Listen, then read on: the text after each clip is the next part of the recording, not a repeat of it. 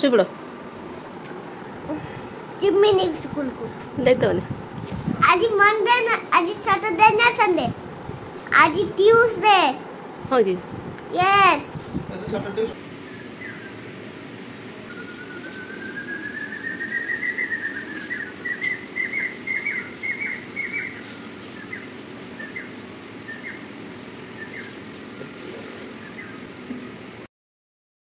Hello नमस्कार जय जगन्नाथ सांग मैंने केमती अच्छा समस्ते गोटे टाइम थिला सकाल 7टा 7:30 नहेले मु उठु नथिले किंतु एबे धीरे धीरे मोर अभ्यास हो जाइछि सकाल 4:30 5 अति बेसी 5:30 ता भितर मोर निद भांगी जाए एमिति भी टाइम थिला अलार्म लगे कि सोई पड़े किंतु अलार्म बंद करने को भी मु उठेनी सब बेले मो स्वामी अलार्म बंद करते तापर से मते माने तापर दिन रे कोन तमे जदी उठिबार नै ताले अलार्म लगौच काहेकि तो मोर गोटे अभ्यास सब बेले थाए हम उठिबी अलार्म लगे कि रखे किंतु बंद करेनी कि उठेनी किंतु आजिकल मते एते डाकिबा को पड़ेनी केबे केबे केमती बाय चांस नहले मु उठी जाय धीरे धीरे अभ्यास करी करी अभ्यास हो जाइछि आ सकाळ उठिला माने आगो मुह देकी किचन रे सबुदिन उषुम पानी नहले धनिया पानी को उषुम करिकी खाली प्लेन उषुम पानी भी को दिन लेंबू पानी एटा मोटे आमला को ग्राइंडिंग करिकी ताको क्यूब बनेकी फ्रिज रे रखी देथिली माने आइस ट्रे रे पुरेकी ताको आइस करिकी रखी देथिली तो को दिन इच्छा हले आमला पानी पीवा को सेमते क्यूब दिरा बाहर कर दिए बाहर करके ताको टिके उषुम पानी रे पकई दिए तापर पिए सबुदिन किछि ना किछि पानी रे पकईकी पीवाटा कंपलसरी किछि नहले खाली उषुम पानी नहले खाली नॉर्मल ठंडा पानी भी पी दिए सबुदिन बालकनी रे एई जगह रे मु सकाळ बसिकी पानी पिए मते एक्चुअली सकाळ उठिकी बालकनी रे बसिबा को भलो लागे बाहर माने बाहर को देखिया पई कि भलो लागे पूरा शांत परिवेश थाए आ 5 मिनिट हो पछे मु सेठी बसिकी ही पानी पिए प्राय तो सबुदिन मु राति झाड़ू कर दे थाए आ बासन भी राति माजी दे थाए सेति पई कि सकाळ मोर से सब काम गुडा को मु करेनी आ पानी पीकी तापर डायरेक्ट मु जाय बाथरूम को गाधे बाधे कि मु जाय जिम किंतु आज मते जिम जीवा को इच्छा होनी मते 2-4 दिन हो बहुत थक्का लागुची माने मोर थायराइड टिके बढ़ी जाइछि तो सेति पई कि मते टिके अलसुआ अलसुआ फील होची थक्का भी लागुची सेति पई भाबली आज आ जिम जीबेनी किंतु जिम न गले कोन हो घर रो काम तो करबा को पड़िबो काली राति रे हाट जो परिबा आसला तो सेटा मेला जे सेठी ढाली देकी मु सोई पड़थिले परिबा आसले मु ताको टिके धोई की गोटे कपड़ा जे भल से सुखे की रखे तो आगो पळे आसले सेही काम करबा को परिबा सब उठे की नै की रखिली तापर ताको धोईबी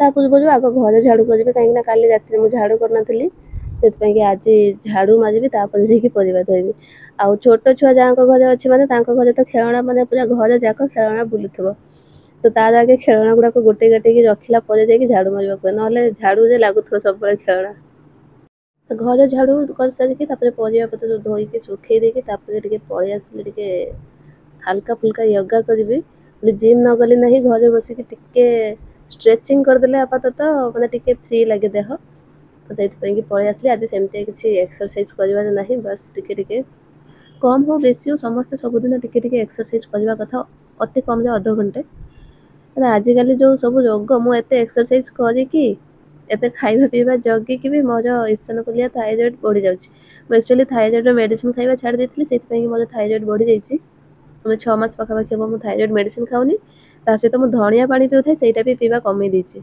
तो पुणी टिके मेडिसिन खाइबा को पड़िबो आ टिके ऑयली फॉयली खाइबा कमेबा को पड़िबो मझी जे पूरा ऑयली खाइबा पूरा कमी देथिली एबे पुणी टिके टिके खाउछि तो सेही गुडा को टिके जगिया में पड़िबो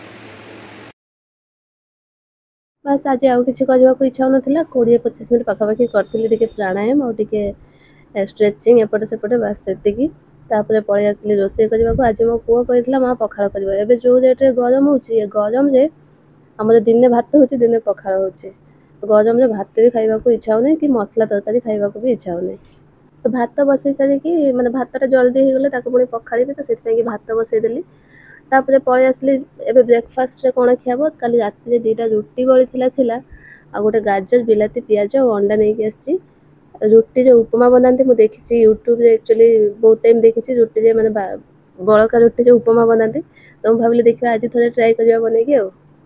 तो ରୁଟି को ଏମିତି ପତଳା ପତଳା କରିକି କାଟିଦେଲି, ତା ସହିତ ଗାଜରକୁ ବି ପତଳା ପତଳା କରି କାଟି ଦେଇଛି, ଆଉ ପିଆଜ ବିଲାତି କାଟିକି ନେଇଛି, ଆଉ 2ଟା ଅଣ୍ଡା ନେଇଛି।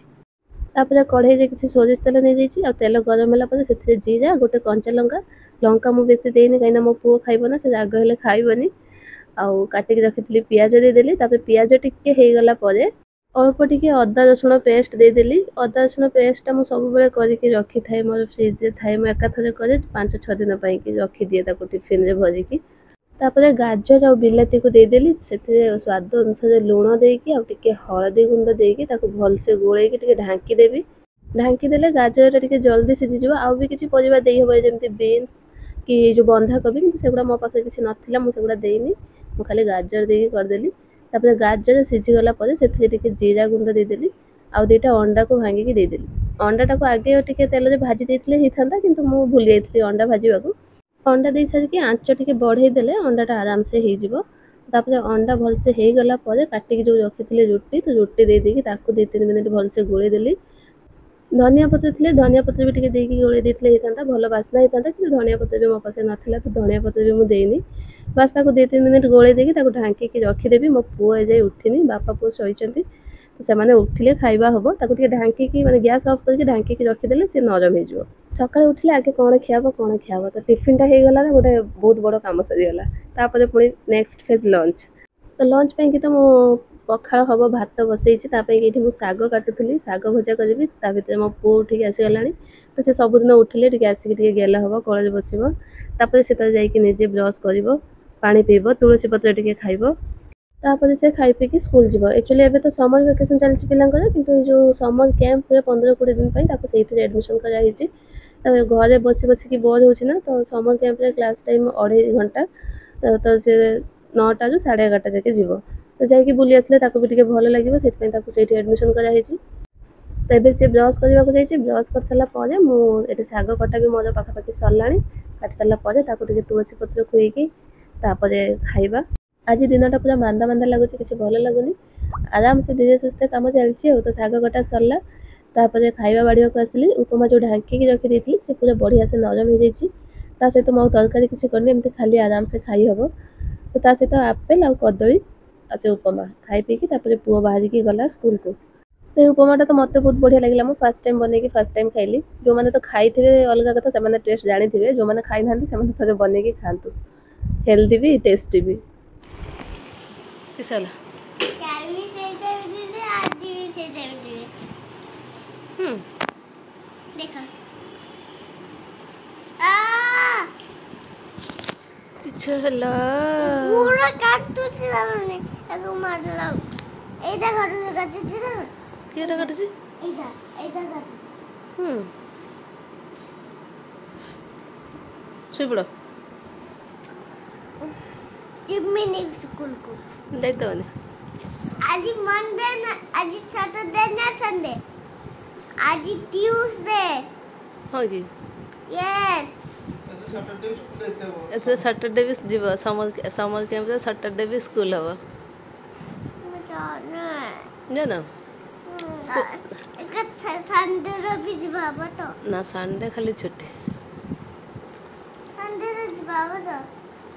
ଖାଲି ସଣ୍ଡେ ଛୁଟି ବାବା, କାଲି ସଣ୍ଡେ ଛୁଟି, ଆଉ ସବୁଦିନ ଯିବ।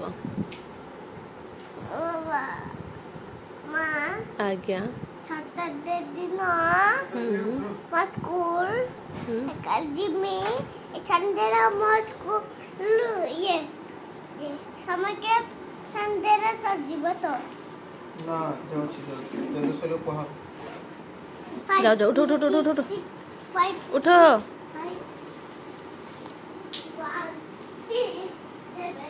ଇଏ ଛାଡ଼ିବାକୁ ଗଲେ ପୁଅକୁ ସ୍କୁଲକୁ। ବାସ୍ ଆଜିର ଭିଡ଼ିଓଟା ଏତିକି ଥିଲା, ତାପରେ ଆଉ କିଛି ଭିଡ଼ିଓ ହେଇନି। ପୁଣି ଦେଖା ହେବ ଗୋଟେ ନୂଆ ବ୍ଲଗ୍ରେ। ସେତେ ପର୍ଯ୍ୟନ୍ତ bye bye, take care, thank you.